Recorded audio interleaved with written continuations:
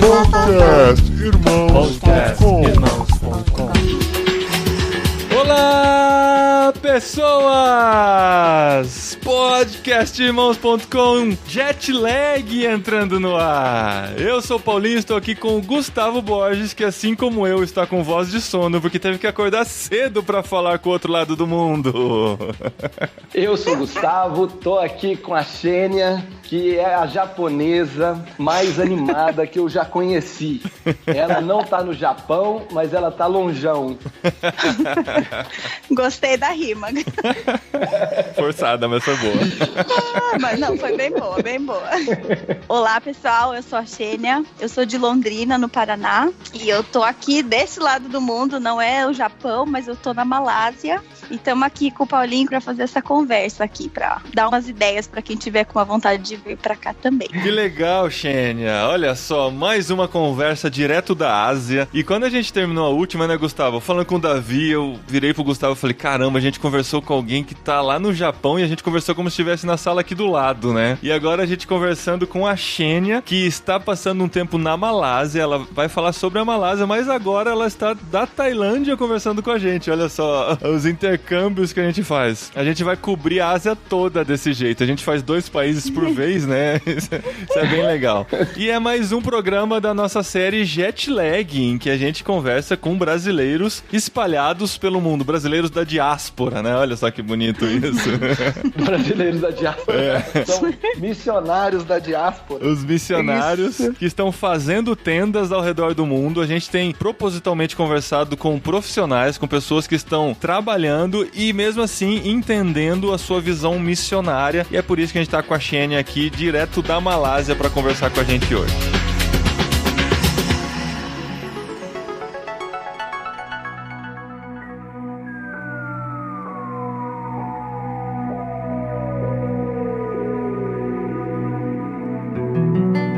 Então estamos com a Xênia. Qual que é o seu sobrenome? Ichikawa? Ichikawa. Ichikawa. Ah, não é tão difícil. O nome inteiro tem que soletrar. Desculpa aí, pessoal. Xênia com X. Sheila, Xena, tudo funciona. Aqui eu falo, olha, Sônia, me chamam de Sônia aqui, tudo bem também. Pode me chamar como quiser. Isso, mas você falou certinho. Ichikawa, tá tudo certo. Ichikawa, muito bem. A Xênia tá na Malásia e eu confesso que eu tive que jogar no Google pra saber onde fica a Malásia. Eu sabia que ficava lá na Ásia, né? Porque o próprio nome diz. Mas exatamente onde eu não sabia. Tá lá na meiuca, lá, né? Pra baixo não te julgo, porque eu também dei um Google. Ah, até você deu? Eu tive que dar um Google também. Com a oportunidade eu falei, Malásia, legal, deixa eu dar um Google aqui. Onde fica, né?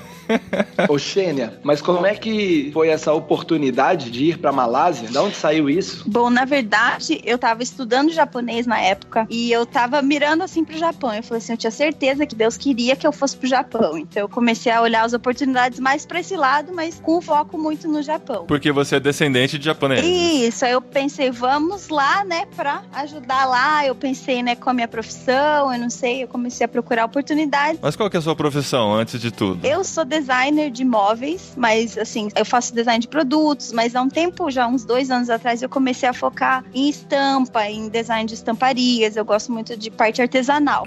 Então, por isso que eu pensei, o Japão tem tudo a ver, né? Pensei, eu acho, é onde Deus tá me chamando. Então, eu comecei a pesquisar muito do Japão e eu não achava, assim, uma oportunidade que era exatamente, assim, o que eu sentia que era pra ir fazer. E uma das oportunidades que eu achei, que é até uma bolsa escolar que o governo japonês oferece pra descendentes, deu tudo errado, assim, parecia que ia dar tudo certo, daí na última hora nem me chamaram pra entrevista. Eu falei, nossa, né, é assim que vocês tratam o seu povo? Eu falei, nem me chamaram pra entrevista, eu sou tão legal. Mas daí aconteceu que, na sequência, no que eu tava conversando com uma pessoa que trabalha bastante com essa área de negócios, assim, o foco de negócios como missões, essa pessoa me falou assim, você já ouviu falar dessa empresa que fica na Malásia? A moça que fundou, ela já mora há 11 anos aqui na Malásia, ela é dos Estados Unidos, ela tem família, tudo, os 3 filhos dela já nasceram aqui, e daí ela me deu o site, assim, pesquisa lá. No que eu entrei no site, assim, fez muito sentido, porque na época eu já tava costurando, fazendo umas peças, assim. No que eu olhei, assim, o projeto era principalmente para ajudar artesãos na Malásia. Então, são os trabalhadores de batik, que é uma técnica tradicional daqui, que faz estampas manualmente. E também treinamento de mulheres para aprender a costurar. Então, assim, são mulheres, geralmente mulheres solteiras, que na cultura deles é bem complicado, assim, você ser mulher solteira. Porque também na cultura deles, eles têm muitos filhos. Então, no geral, assim, fica a mulher com vários filhos e às vezes não tem a renda, assim, não tem renda e não consegue sair de casa também por causa dos filhos, por não ter onde deixar as crianças e tal. Então, eles vivem muito simples, assim. A empresa, ela foca, então, nos artesãos de batik e também nas mulheres solteiras, dão treinamento, que daí elas podem aprender a costurar em casa e na empresa, né, que fica logo ao lado. Então, é um centro de costura onde elas podem... Então, a oportunidade abriu, assim. Então, assim, eu tava mirando pro Japão e acabei vindo para a Malásia. E você chegou a conhecer o Japão ou ainda não? Eu cheguei a conhecer, eu fui a passeio. E nesse tempo aqui? Só pra matar a vontade. Só pra matar a vontade, né? Comer a comida e tal.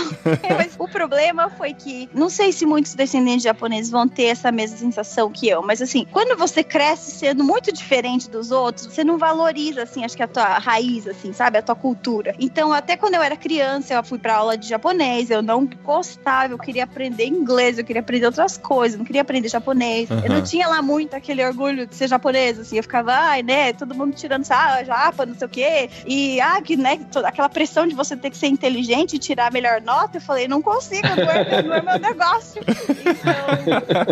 Então eu não sou inteligente, eu só tenho um olhinho puxado. Gente. E se eu não passar de ano, minha mãe vai me pôr no Kumon, tá? Então era o castigo de casa, eu nunca fui pro Kumon, tá? Então, olha, né, minha matemática é daquele jeito. Mas os estereótipos, digamos, né? Então eu nunca tive, assim, aquela vontade de ir pro Japão, até certa idade. Aí eu fiquei adulta, você começa a valorizar mais, assim, sabe, a tua raiz, aí você se sente assim, poxa, né, perdi a oportunidade de aprender a língua em casa, né, com a minha avó, por exemplo. Porque a minha avó fala muito bem português. Então, desde casa, assim, a gente nunca falava, assim, no dia a dia, né? Então eu acabei não aprendendo. Aí, já com meus quase 30 anos, eu falei, eu quero aprender japonês. Mas eu falei, bom, já é um desafio, né? Porque a língua não é aquela coisa, assim, fácil. É como qualquer outro aprendendo japonês, né? Exato, exatamente. A única vantagem que eu tenho é que eu sei o que a gente chama de bachanês, que é o que você sabe falar com a tua avó só. Você fala a língua da avó, sabe? É agradecer pela comida, é dizer, né, obrigada, boa noite, esse basiquinho, né? Que qualquer criança de 3 anos no Japão sabe isso e muito mais, né? Então, eu comecei a me interessar pela cultura um pouco depois, né? Então, foi assim que eu comecei a ficar assim, Japão, Japão, Japão. Então, quando eu visitei no ano retrasado, eu acho, 3 anos atrás, na verdade, bateu, assim, aquela vontade, sabe? Aquela coisa, assim, toda vez que eu escuto sobre os problemas que eles têm, porque eles não têm problemas econômicos, são super desenvolvidos, mas eles têm problemas, assim, de relacionamentos, assim, as famílias são muito orgulhosas, sabe? Aquele orgulho, aquela coisa. Então, pra mim, aquilo batia, assim, aí eu pensei, eu acho que é o Japão, acho que eu tenho que ir pra lá. Mas você já tinha algum chamado missionário relacionado a isso, ou era só uma paixão pelo país, ou era uma tentativa de uma oportunidade profissional? Nessa época que eu comecei a olhar pro Japão diferente, foi quando a parte de missões foi entrando na minha vida e no meu profissional também, porque eu nasci e cresci na igreja, sempre ouvi sobre missões, mas eu tinha uma visão muito limitada. A minha visão era de que missões é pra quem? Pô, se você é médico, se você é da área da saúde, se você é da área da educação, ou ministério infantil, ou você toca algum instrumento, alguma coisa, sabe? E eu falei, bom, eu com design vou fazer o quê, né? Vou lá pra pintar casa em algum lugar, pensei, né? A minha visão realmente era muito limitada. E a minha mãe, ela é pediatra, ela foi pra Amazônia, assim, umas 3 vezes, sabe? Pra ajudar. E eu falei, mãe, na próxima vez eu vou com você, eu nem que seja pra pintar casa. Porque eu não sou do Ministério das Crianças. Na minha igreja, o que eu ajudo é com fotografia e com comunicação, com essa parte, assim, de, né, qualquer evento que vai ter, não sei o quê. Então, decoração, essas coisas. Entende, né? Então, aí você pensa, o que eu vou fazer com isso? Até que eu ouvi falar de uma ETED, de fotografia. Então, foi ali que Deus me chamou Jocum, pra... Não é? Isso, da Jocum, de fotografia especificamente, e daí fez muito sentido, porque foi, assim, uma sequência de coincidências que a gente fala, né? Mas foi assim que começou essa parte de missões, digamos. Aí você foi parar no CBM, Congresso Brasileiro de Missões, em 2017, né? Fui. E aí lá você conheceu a Tente. Isso, conheci a Tente. Essa nova visão, assim, de fazedores de tenda, né? É o novo e velho, né? Porque eu acho muito interessante como realmente aquilo que Paulo já fazia naquela época, né?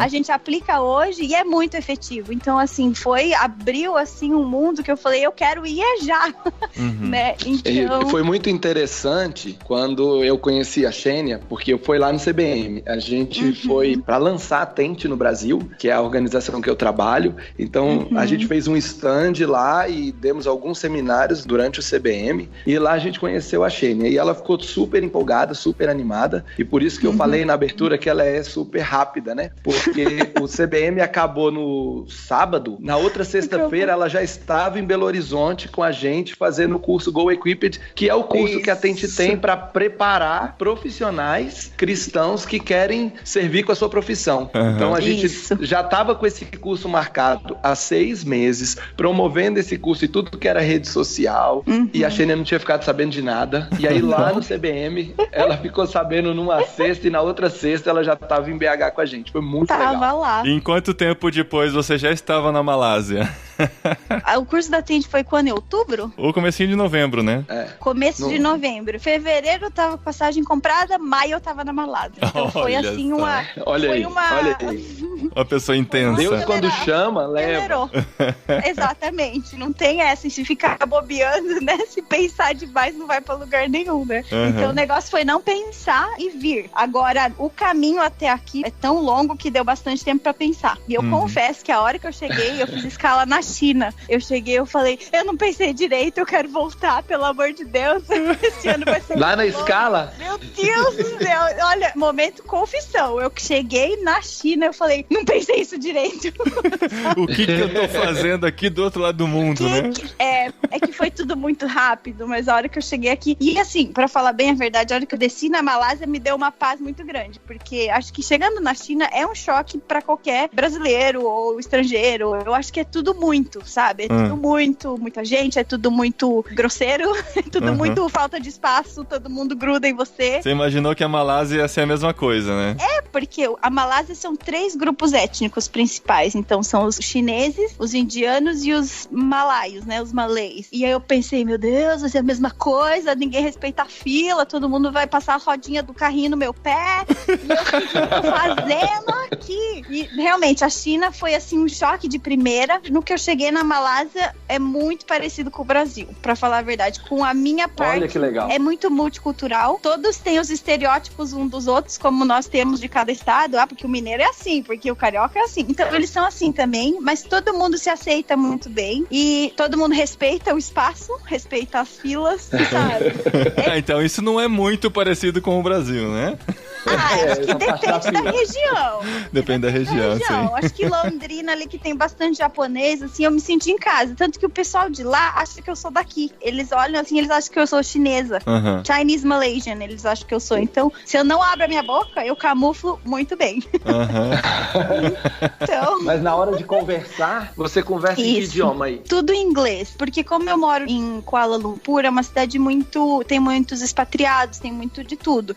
Então, todo mundo lá fala inglês. Sair um pouquinho de Kuala Lumpur já muda. Mas lá mesmo dá pra falar inglês tranquilamente. Assim, é quase que se você não tiver vontade nenhuma de aprender a língua, você quase não precisa. Mas pra um basiquinho, saber pedir alguma coisa, agradecer, é interessante aprender, mas não é que você não vive sem, assim, é bem tranquilo com o inglês. No Wikipedia aqui, né, a fonte oficial em que eu pesquiso, tá dizendo que são 2 línguas oficiais, é o malaio e o inglês. Então o inglês faz parte das línguas oficiais da Malásia, né? Isso, faz parte, porque foi colônia inglesa, né?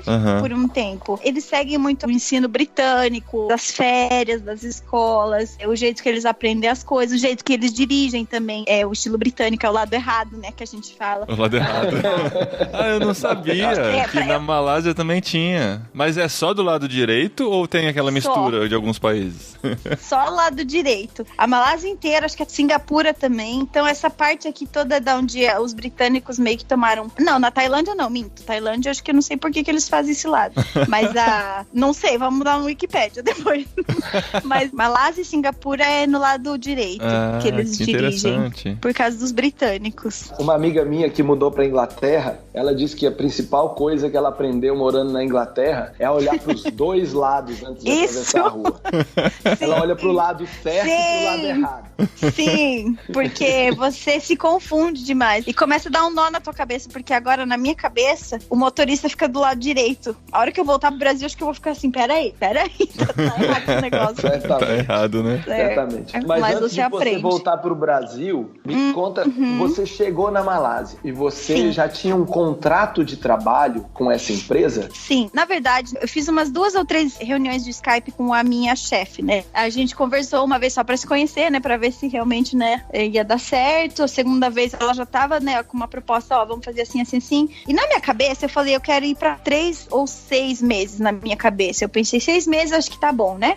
E ela falou, olha, se você fizer pra 1 ano, e ela já começou a dar uns... Né? Aí eu pensei, eu lembro que eu não falei, vou pensar e vou te responder. Naquele mesmo Skype eu falei, 1 ano, ok. Aí depois que eu desliguei, de novo, eu faço umas dessas, eu não achava que eu era impulsiva, tá? Mas a hora que eu desliguei, eu falei, o que eu acabei de falar? Eu falei que eu vou ficar 1 ano. Foi a mesma sensação que eu tive na China, logo que eu embarquei, eu falei, peraí, o que eu falei? Eu falei 1 ano, falei 1 ano. Então, foi muito... Eu acho que tem coisas que são decisões que a gente não pensa, assim, e é bom que não pense, porque 3 meses é só um tempo de adaptação, assim, que você tá ainda aprendendo a viver naquele contexto. 6 meses você tá, assim, criando relacionamentos com as pessoas que convivem com você, que seja no trabalho, no seu prédio, às vezes na igreja, né? Mas em 1 ano você realmente fica confortável, assim, você já tá acostumado, você já sabe se locomover, você já sabe onde comprar as coisas. Então, assim, 1 ano é um tempo, assim, eu acho que pra quem vai, assim, um mínimo, digamos, né? Então, foi uma decisão sem pensar que no fim foi bem feliz, assim. Então, eu já vim pra 1 ano. E você tem alguma... É porque, assim, quando você foi, já foi sabendo que 1 ano você voltaria, né? É diferente de alguém que vai sabendo que vai viver o resto da vida lá ou até Deus mudar os planos, né? Você já foi com o plano de voltar. De alguma forma você se apegava a isso pra não se entregar tanto à nova forma de vida? Ou você conseguiu, assim, esquecer que era 1 ano e vamos viver isso aqui como se fosse viver aqui o resto da vida? Eu acho que o que aconteceu foi que, pra mim, 1 ano parece um tempão, né? Só que voou. E o meu jeito de ser, assim, eu não consigo só assim, eu vou ter que dar tchau pra você daqui 1 ano, então eu não vou ser muito amiga tua, sabe? Então, assim, acontece que a gente criou relacionamentos, assim, no trabalho, que agora é um momento, assim, que eu tô feliz de voltar, porque, né, começa a dar uma saudade, assim, mas ao mesmo tempo você fica, assim, é o tal do que eles chamam de bittersweet feeling, sabe? Que você sente, assim, você tá feliz, mas você tá triste de dar tchau pras pessoas. O trabalho foi intenso, então eu digo, assim, que 1 ano você tem a mentalidade de que é temporário, então acho que você se entrega, assim, num jeito que você fala, se fosse meu dia a dia por 5 anos, eu acho que eu ia passar um pouco mais, sabe? Você fez mais intenso, né? Intenso, é coisa de sair às vezes do trabalho bem tarde, finais de semana, às vezes fazer alguma outra coisa. Você vem com uma mentalidade de um projeto, com vários microprojetos no meio. Mas eu acho que 1 ano, na minha cabeça, não foi muito nos relacionamentos. Eu acabei fazendo, sabe, me doando, assim, pra encontrar, sabe, sei lá, ser amiga das pessoas, né? O quanto antes a gente, né, ter essa liberdade com as pessoas, mas, assim, em questão de trabalho, eu sinto que foi muito, assim, como se é 1 ano, vai, sabe? Vai com tudo. Vai com tudo, porque depois você recupera, depois você descansa. Não sei se é o jeito mais inteligente, tá? Porque eu me sentia drenada na maioria dos tempos. Mas chegando no finzinho, assim, eu posso dizer que faltando uns 2 meses agora, os últimos 2 meses, é como se pouquinho a pouquinho seu coração já vai meio que voltando pro Brasil, sabendo que é 1 ano.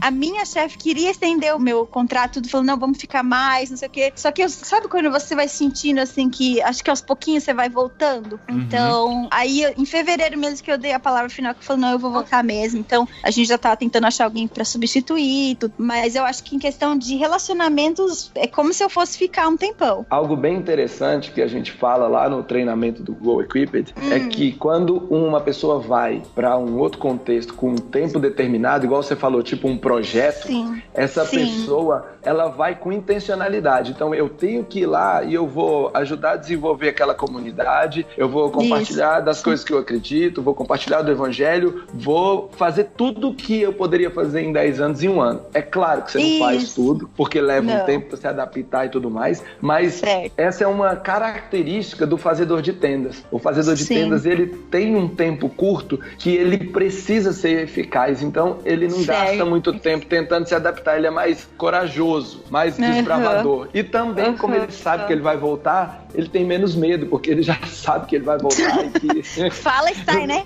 Isso, fala e sai correndo. Isso é inspirado também no apóstolo Paulo, que ficava pouco tempo em cada cidade. Certo. E eu acho que também tem a ver com a parte de não criar dependência, né? As pessoas também sabiam que eu ia ficar pra um ano, tanto que começou a dar fevereiro, um dos colegas, você tá em abril. Eu falei, vamos parar, que ainda tem 2 meses. E aí, sabe, acho que as pessoas já sabendo também, já essa coisa assim de, a gente tem que já ser organizado, digamos, com certas coisas, né? Então eu acho que é bem interessante mesmo. E não cria aquela dependência, digamos, sabendo já um tempo determinado.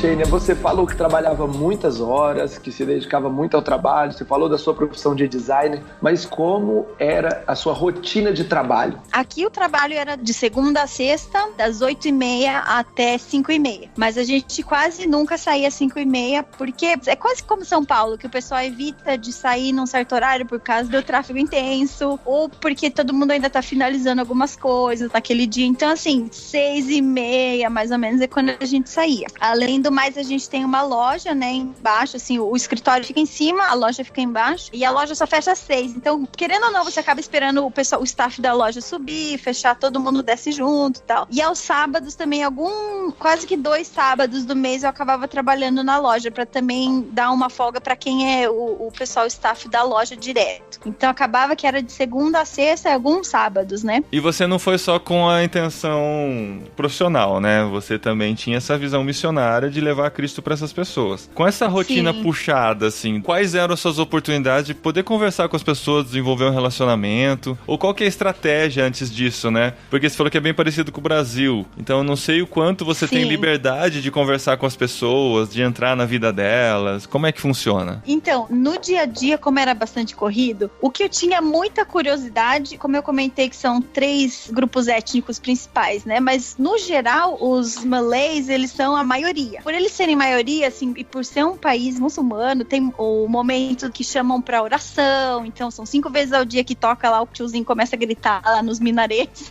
Então, a primeira chamada é 5h40 da manhã, né? Então, era o meu despertador, assim, meia hora antes, né? Eu falo, pô, tiozinho. E cada manhã era uma pessoa diferente. Mas onde que ele grita? Ele grita na rua? Não, na mesquita. Então, tem os alto-falantes pra tudo que é canto, e cada bairro tem uma mesquita.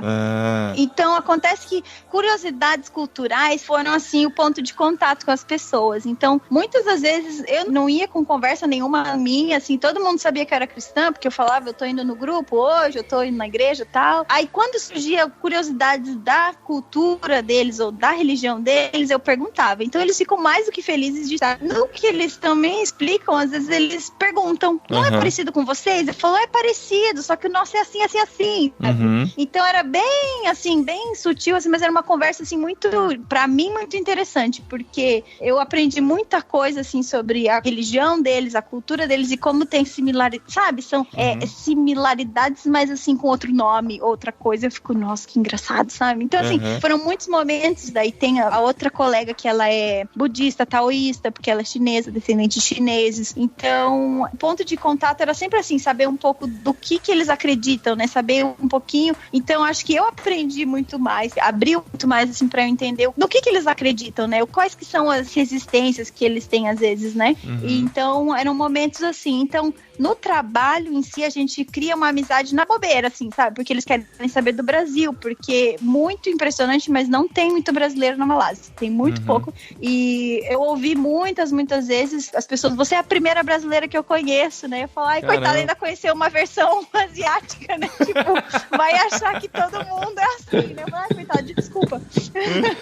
Finge que isso não aconteceu. Então, era confuso pra eles, porque eles nunca tinham conhecido brasileiros. Então, como não tem brasileiros, era um ponto de contato deles saberem da minha cultura e eu queria saber da deles, né? E então, como tem esses grupos, tem muitos feriados, tem muitas celebrações religiosas. Então, por exemplo, o Ramadã deles é um dos maiores feriados deles. Então, pra mim, foi entender o que significa pra vocês isso, sabe? E ver eles fazendo o jejum do dia inteiro, que não toma nem água, nem come nada, né? Então, você começa a ser mais consciente também em, não vou tomar água aqui pertinho dela, né? Se ela também não tá tomando. Então, você começa, assim, as trocas foram realmente culturais, a princípio. E nisso você vai criando um relacionamento, tanto que no fim do Ramadã, eles têm um dia que é o Hari Raya, que é uma festança, assim, tipo, dias, assim, é uma semana de festança. É gente vindo na casa o tempo todo. E uma das amigas do trabalho me chamaram pra ir na casa, né? E eu me senti muito honrada, porque eu sabia que não é uma coisa assim que eles te convidam, assim, né? Ainda mais porque a gente não usa o paninho da cabeça. Aí eu perguntei, eu preciso usar, né? O que eu tenho que fazer dela? Não, pode vir tranquila, só não usa roupa muito mostrando o corpo. Falei, beleza, combinado.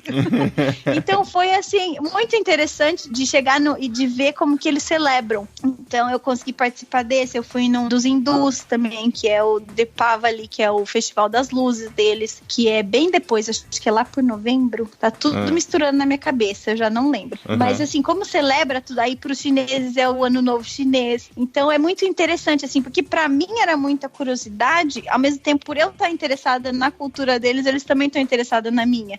Então, volta e meia, a gente saía depois do trabalho pra jantar. Era nessas horas que a gente conversava bem mais, assim, tipo, sabe? Num nível bem pessoal, assim. Então foi muito bacana, assim, são amizades assim que eu vou levar pra vida inteira, assim, que você vai criando, assim, que não tem como levar, assim, do trabalho, a gente não mistura vida e trabalho, não tem como, mistura tudo. Você teve contato, então, com essas 3 culturas num país só, num ano só, né? Que legal, você participou de grandes festas tradicionais, milenares, sem sair de um país. Muita informação, mas ao mesmo tempo, no trabalho que a gente faz a parte de marketing, de comunicação, cada hora é muita festividade. Quando no Brasil a gente tem também, mas o nosso vai no calendário cristão, ou Dia das Mães, ou, né? Aqui é tudo novo. Então, às vezes eu tinha que criar uma campanha pra Chinese New Year. Eu fico, ai meu Deus, e eles são supersticiosos, né? Então você não pode usar 4 coisas, você não pode usar tal, não pode apontar pra aqui, não pode apontar pra lá. E eu fico, meu Deus, eu não fui treinada pra isso, sabe? Você tinha então, alguma consultora assim do lado te ajudando? Tinha. Aí eu tinha que ir pra minha amiga chinesa e falar, isso aqui pode? E ela achava graça, porque ela achava que eu exagerava, mas se eu fizesse errado, ela com certeza ia falar, não pode pôr 4 laranjas na foto, não pode pôr 4 moedas,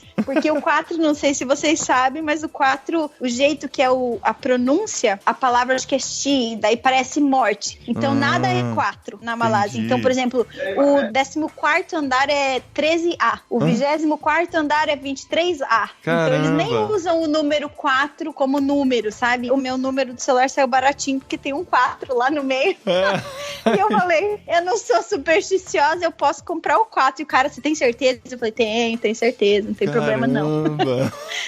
Então, assim, são nuances culturais que você só aprende vivendo aqui mesmo, pra saber o quanto o povo tem essa superstição e essas crenças. Então é muito interessante mesmo, muito bacana. Isso é da China, o lance do 4? É da China. Imagina, com a população que a China tem, se ninguém puder ter um celular com o número 4, quantos dígitos não tem um número de celular chinês? Deve ter uns 15 dígitos, né? E a comida da Malásia? É essa mistura também de culturas? A comida é uma delícia, assim, é uma mistura de culturas, você não sabe bem certinho o que é totalmente indiano, o que é totalmente chinês, o que é... É o que faz realmente a cultura malaia. A culinária daqui é um mix mesmo, de todas as culturas. E todos eles abraçam, assim, um pouco do outro. E é bacana porque eles são, nesse ponto, o pessoal é muito parecido com o brasileiro também, porque eles amam comida. Falar de comida é o tópico, assim, se você entrar na imigração e falar de comida, é perigoso de ele nem prestar atenção em você, já carimbar teu passaporte. Pode entrar, né? Se você falar, eu amo a comida daqui, eles já vão, já posso dar um abraço? O povo daqui ama comer. E eles valorizam esse tempo ao redor da mesa também? É um tempo importante para a cultura? Importantíssimo. É muito relacional. É uma cultura muito parecida com a nossa, é muito família. Os finais de semana o pessoal tá tudo reunido. Eles falam de open house, assim. Vem família, sai família, vem tio, vem tia, junta família, sabe? Que legal. Os chineses são mais reservados. Mas os malês e os hindus são muito família, assim. Então é comida sem fim. E sempre eles pensam assim, que nem brasileiro, acho que tá. Aí eles exageram, assim, sabe, na comida. Então é muita comida. Muito apimentado. Eles acham maior graça quando a gente tá quase morrendo, né, pulando da cara, porque eles acham o máximo, assim, ver a gente sofrendo. Tanto que no comecinho, eu sou bem franga pra pimenta, tá? Mas agora, já depois de um ano, eu já acostumei. Mas logo que eu cheguei, a minha amiga do trabalho, ela é malay, né? Ela é malaia, dela falou assim, vamos comer um curry, porque amanhã começa o Ramadã, então a gente, né, eu queria jantar, daí ela chamou a gente pra comer. Eu falei, não pode perder a oportunidade, né? Fui. Aí ela pediu um curry lá, daí eu falei, mas é apimentado? Dela, não é pra mim. Eu falei, então é pra mim, né? Ela, não, mas é leve. Quase que eu engasguei, eu falei, meu Deus, eu comecei a tossir, eu falei, segura. Sabe quando você não quer fazer feio, mas tá fazendo feio, você tá quase morrendo, tomar água não adianta. Aí eu não esqueço dessa cena, porque daí você sabe o quanto é apimentado. Quando você acha que você aguenta pimenta, quando a pessoa fala que é light, você já pode se preparar, né? É nível baiano, a acarajé é quente, tá? É nível quente. É o light deles. Isso, é o light deles. E o legal é que aqui, o interessante é que as crianças já começam a comer apimentado em casa. Então, a criançada comendo, assim, super coisa apimentada sem problema. Nossa. E eu pensei nas nossas crianças, né? Que comem um house, já acha que é apimentado, já é ardido. Eu falo, meu Deus, as crianças daqui nem suam, eles nem suam mais quando comem coisa apimentada. Então é muito interessante, é bem legal. Eu fiquei com a curiosidade aqui, porque eu tô treinando meus meninos a comer pimenta e eu tenho muitos meninos aqui em casa. Tem uma coleção. Certo. Isso. E eu costumo dizer que quando nasceu meu quarto filho, a minha família se tornou assustadora. Porque toda vez que eu falo aqui no Brasil que eu tenho 4 filhos, todo mundo fala, nossa, sério, meu Deus. Como é que cabe no carro? Como é isso? A primeira pergunta é essa. Isso é um problema, porque quase não tem carro que cabe à minha família. Aí na Malásia você disse que as famílias são grandes. A minha família aí seria assustadora? Não, a sua é basiquinha. A sua é nível entry level. O seu é só nível de entrada. E outra, deixa eu falar que aqui o pessoal equilibra as crianças tudo numa moto. Imagina você. É impressionante. Você fala, meu Deus do céu, se o Detran, se fosse no Brasil, ia estar multando todo mundo. Cada criança pendurada em um canto. É muita criança, assim, então, e tudo numa moto. Eu falo, olha, nunca mais vou julgar. Quem tem um monte de filho e não consegue, né? Aí, ó, viu só? Você aqui ia estar tranquilo. Acho que achei o país, hein? Acho que achei o país, hein, Paulinho? Achou! Numa moto ainda, olha que economia. Fala, senhor! E a comida é boa, viu? A comida é boa, então você vai estar tranquilo. Olha aí, tem café? Café e bem doce ainda, não sei se você gosta, mas não, toda vez que eu vou, eu falo sem doce. Eles colocam leite condensado, sabe? Então, assim, é café com muito leite condensado. Então, retiro o que eu aquele disse, melado. Mas eles amam café. Aqui é a cultura do café também. Eles amam. E aqui eles têm muito chocolate também. Xênia, e quais são os planos agora que você tá quase pra voltar pro Brasil?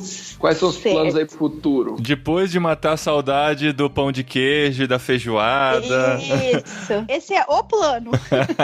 Você vai conseguir ficar por aqui? Na verdade, o que eu brinco aqui com o pessoal, eu falo assim, eu quero voltar e ficar um mês olhando pro teto. Porque foi tão, assim, compacto, assim, foram tantas coisas acontecendo e tantos níveis de coisas, que eu sinto, assim, que eu tenho que primeiro voltar e dar uma desdobrada, né? Em tudo. Desacelerar, desdobrar e entender, Deus, por que você me trouxe aqui pra ver isso exatamente, esse trabalho exatamente? Eu tenho já planos, assim, que eu tenho pensado, assim, porque eu acho que realmente essa parte de treinar mulheres, assim, sabe, de ter um trabalho, uma habilidade, né, então eu sinto, assim, que essa parte que eu tenho que fazer alguma coisa no Brasil, mas tô bem esperando, assim, o que Deus me disser. A princípio eu volto pro Brasil e fico, é isso que tá na minha cabeça por enquanto, mas se Deus disser o contrário, me mandar pra outro lugar do jeito que às vezes eu pego e vou. Eu não você vai rapidinho, né? Você vai conseguir ficar um dia olhando pro teto só. Do jeito que você é intensa. Eu tô achando. Não, e o pior é que os próximos meses eu já tenho bastante coisa familiar, sabe? Quando o pessoal aqui recomenda, olha, volta e fica 2 semanas sozinha, tenta não interagir muito com os amigos, com família, eu fico, acho que é meio impossível. Tem o Dia das Mães, tem não sei o quê.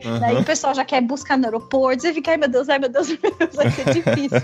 Mas eu, a princípio, assim, eu quero realmente desenrolar tudo isso, assim, e meio que, sabe, falar, Deus, com isso tudo, o que eu tenho que fazer. E eu fico esperando o próximo passo, assim, eu já aprendi a parar de querer controlar o que é o próximo passo, porque até agora foi tudo muito orgânico, né? Com Deus, acho que Deus quer que a gente confie primeiro, e aí ele vai dando o próximo passo, ele acende a próxima luz. Então, eu tô nessa fase, assim, próxima luz, eu tenho uma ideia, mas eu quero realmente uma confirmação pra seguir. Poxa, que legal, Xênia. Muito legal a conversa com você. Apesar das dificuldades técnicas e do fuso horário, a gente conseguiu ter esse tempo aqui. Obrigado por dedicar esse tempo aí no meio do seu passeio também, né? Conhecendo aí uma nova cultura. Muito bom. E Gustavo, a gente falou muito aqui sobre fazedor de tenda, sobre ban. A gente já falou no programa anterior sobre isso também. A gente gosta muito desse modelo. A gente não acha que é o único modelo missionário que existe, né? Existe o modelo missionário tradicional. Tem muita gente fazendo isso também. Mas se alguém quiser conhecer mais, Gustavo, tem algum próximo Go Equipped marcado pra pessoa, se ela entende que ela pode servir a Deus através do seu trabalho em outro país? Bom, tem duas maneiras, dois sites, na verdade, para você achar informações. Um site chama fazendotendas.org, que tem conteúdo genérico sobre fazedores de tenda, tudo em português. É um blog cheio de conteúdo lá. E tem o site da Tent Internacional, tentinternational.org. Esse site, a gente está terminando de remodelar ele existe hoje, mas agora no mês de maio ele vai estar aí na sua nova versão e lá vai ter a agenda de eventos. A gente participa de seminários em igrejas, conferências e vão aparecer as datas dos próximos Go Equipped. tentinternational.org. E vale a pena fazer. Vale a pena fazer, Xênia? Recomenda? Recomendo. Só fica esperto que dali 4 meses você pode estar em outro lugar. É isso aí. Deus no controle. Deus no controle e a Xênia pisando no acelerador. É isso aí. Isso.